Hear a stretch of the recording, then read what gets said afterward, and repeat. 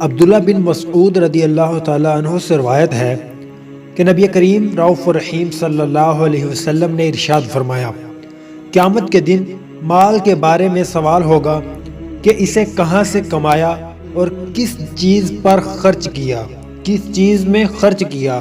حدیث پاک کے مفہوم سے یہ پتہ چلتا ہے کہ قیامت کے دن مال کے بارے میں جب سوال ہوگا کہ تم نے کہاں سے کمایا اور کہاں پر لگایا، یعنی اگر تم نے مال ڈھیروں کمایا، لاکھوں کے حساب سے مال کو کمایا، تو تمہارے لیے قیامت کے دن دشواری ہوگی، یعنی ایک ایک پائی کا تمہیں سوال کے جواب دینے ہوں گے۔ یعنی جب تم سے یہ سوال کیا جائے گا کہ تم نے کہاں سے مال کمایا، پھر تمہیں بتانا پڑے گا، پھر وہاں پر یہ تمہاری جو بند زبانیں ہیں یہ کھولنی پڑیں گی کہ میں نے مال فلاں جگہ سے رشوت لی، فلاں جگہ سے میں نے سود لیا، فلاں جگہ سے میں نے زمین پر قبضہ کیا۔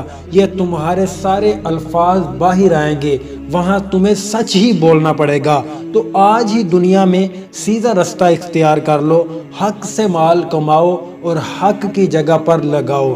مدارس پڑے ہوئے ہیں بنانے والے، تو ان کو تیار کرواؤ۔ دین کی تعلیم جو لیتے ہیں ان کی مدد کرو، ان کے رزق کا اہتمام کرو، تو مال اچھی جگہ سے کماؤ اور اچھی جگہ پر لگاؤ۔